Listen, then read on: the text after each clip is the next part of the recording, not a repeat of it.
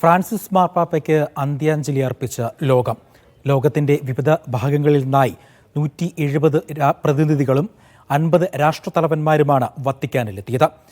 മാർപ്പാപ്പയുടെ ആഗ്രഹപ്രകാരം റോമിലെ സെന്റ് മേരി മേജർ ബസിലിക്കയിലായിരുന്നു ഫ്രാൻസിസ് മാർപ്പാപ്പയുടെ സംസ്കാര ചടങ്ങുകൾ ഇപ്പോഴും വത്തിക്കാനിൽ പുരോഗമിക്കുകയാണ്.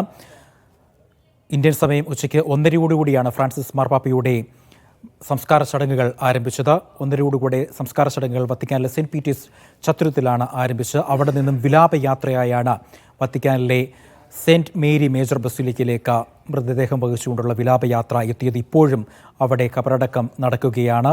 അല്പസമയത്തിനകം തന്നെ കബറടക്കം പൂർത്തീകരിക്കും എന്നാണ് വത്തിക്കാനിൽ നിന്നും ലഭിക്കുന്ന വിവരം.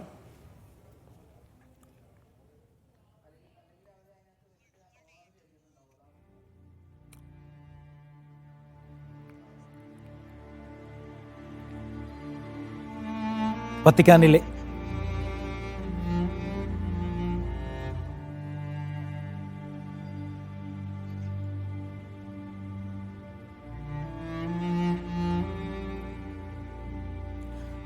സെന്റ് മേരി മേജർ ബസിലിക്കയിൽ ഫ്രാൻസിസ് മാർപ്പാപ്പ ആഗ്രഹിച്ചതുപോലെ തന്നെ അദ്ദേഹത്തിന് അന്ത്യവിശ്രമവും ഒരുക്കി കഴിഞ്ഞിരിക്കുന്നു.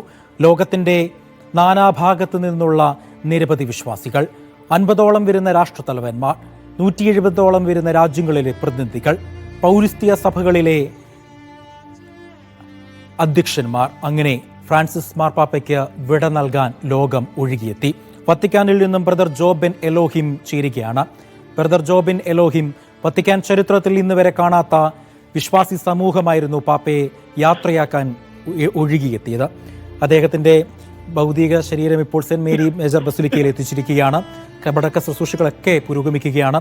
വത്തിക്കാനിൽ നിന്നും എന്താണ് പറയാനുള്ളത്? ഹലോ, ബ്രദർ ജോബിൻ എലോഹിം, കേൾക്കാം. അതെ, വത്തിക്കാനില് സെന്റ് പീറ്റേഴ്സ് ബസിലിക്കയിൽ നിന്ന് ഭൗതിക ശരീരം മരിയ മജോറെ ബസിലിക്കയിലേക്ക് മാറ്റിക്കഴിഞ്ഞു. ഇന്ന് വരെ 10,000-ങ്ങളല്ല, ലക്ഷക്കണക്കിന് ആളുകളാണ് ഈ 3-4 ദിവസവുമായി പരിശുദ്ധ പിതാവിന്റെ ഭൗതിക ശരീരം ഒരു നോക്ക് കാണുന്നതിന് വേണ്ടി ഇങ്ങോട്ടേക്ക് കടന്നു വന്നുകൊണ്ടിരുന്നത്. ഇന്ന് ഈ ദിവസങ്ങളിൽ ഒന്നും കണ്ടിട്ടില്ലാത്ത തരത്തിലുള്ള വലിയൊരു ജനത്തിരക്കായിരുന്നു. പ്രത്യേകിച്ച് രാഷ്ട്രതലവന്മാരുണ്ട്. വലിയ സുരക്ഷാ ക്രമീകരണങ്ങളുടെ ഇടയിലായിരുന്നു.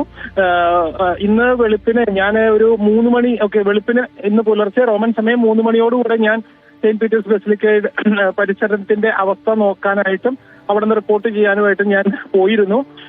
ആ സമയം തന്നെ വെളുപ്പിന് 3 മണിക്ക് മുമ്പ് തന്നെ 10,000-ങ്ങൾ ആ ക്യാമ്പസിലേക്ക് വന്നുകൊണ്ടിരിക്കുന്ന കാഴ്ചയാണ് കണ്ടത്. നമ്മുടെ ഇന്ത്യയിൽ നിന്നൊക്കെ ഉള്ള മലയാളികൾ അടങ്ങുന്ന ചില കമ്മ്യൂണിറ്റിയിലെ കുറെ ആളുകൾ 5 മണിയായപ്പോൾ അവിടെ ചെന്നിട്ട് സെന്റ് പീറ്റേഴ്സ് സ്ക്വയറിന്റെ ആ പരിസരത്തോട്ട് പോലും അടുക്കാൻ പറ്റാത്ത വിധം ജനത്തിരക്കായിരുന്നു. 7:30 മണിക്കാണ് സെന്റ് പീറ്റേഴ്സ് സ്ക്വയറിലേക്കുള്ള പ്രവേശനം തുടങ്ങിയത്.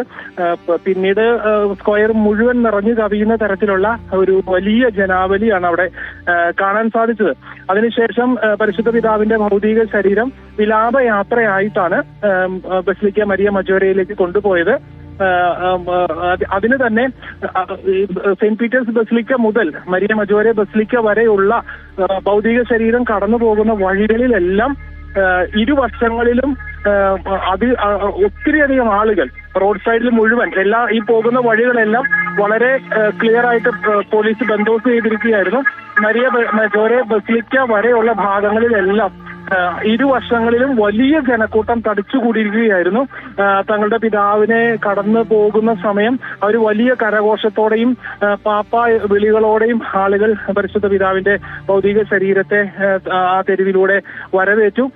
സാധാരണഗതിയിൽ പരിശുദ്ധ പിതാക്കന്മാർ പൊതുദർശനത്തിനായിട്ട് പോകുന്ന സമയത്ത് പോപ്പ് മൊബൈൽ എന്ന് പറയുന്ന ഒരു തുറന്ന ജീപ്പിലാണ് പോകാറ്.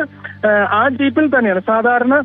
ഈ ഒരു കാഴ്ച അടുത്ത കാലത്ത് വത്തിക്കാൻ കണ്ടിട്ടില്ല. കാരണം സാധാരണ പരിശുദ്ധ പിതാക്കന്മാരുടെ ഭൗതിക ശരീരം അടക്കം ചെയ്യുന്നത് വത്തിക്കാൻ സെന്റ് പീറ്റേഴ്സ് ബസിലിക്കയുടെ തന്നെ അണ്ടർഗ്രൗണ്ടിലുള്ള പാപ്പാമാരെ അടക്കം ചെയ്യുന്ന പ്രത്യേക സ്ഥലത്താണ്. പക്ഷേ അതിൽ നിന്ന് വ്യത്യസ്തമായി കുറെ നാളുകൾക്ക് ശേഷമാണ് ഒരു പാപ്പയെ മരിയ മജോരെ ബസിലിക്കയിൽ അല്ലെങ്കിൽ സെയിന്റ് പീറ്റേഴ്സ് ബസിലിക്ക് വത്തിക്കാന് പുറത്ത് അടക്കം ചെയ്യുന്നത്. അതിനാൽ തന്നെ അത് ഈ അടുത്ത കാലത്തൊന്നും കണ്ടിട്ടില്ലാത്ത ഒരു വലിയ കാഴ്ചയായിരുന്നു. ആ പോപ്പ് മൊബൈലിൽ തന്നെയാണ് പരിശുദ്ധ പിതാവിന്റെ ഭൗതിക ശരീരം കഴിഞ്ഞ ഞായറാഴ്ച, അതായത് ഈസ്റ്റർ ഞായറാഴ്ച, അതേ പോപ്പ് മൊബൈലിലാണ് പരിശുദ്ധ പിതാവ് ജീവനോടെ ആ വാഹനത്തിൽ ഇരുന്ന് ജനങ്ങളുടെ ഇടയിലൂടെ നടന്നു വന്നത്. അതേ മൊബൈലിൽ ഇന്ന് ഭൗതിക ശരീരമടങ്ങുന്ന പേടകവുമായി കടന്നുപോയത് അതേ മൊബൈലിൽ തന്നെയാണ്. അതാണ് ഇവിടുന്ന് ഇപ്പോൾ പറയാനുള്ള വിവരങ്ങൾ. ശരി, വളരെയധികം നന്ദിയുണ്ട് ബ്രദർ ജോബിൻ എലോഹിം. വത്തിക്കാനിൽ നിന്നാണ് ബ്രദർ ജോബിൻ എലോഹിം വാർത്ത റിപ്പോർട്ട് ചെയ്തത്.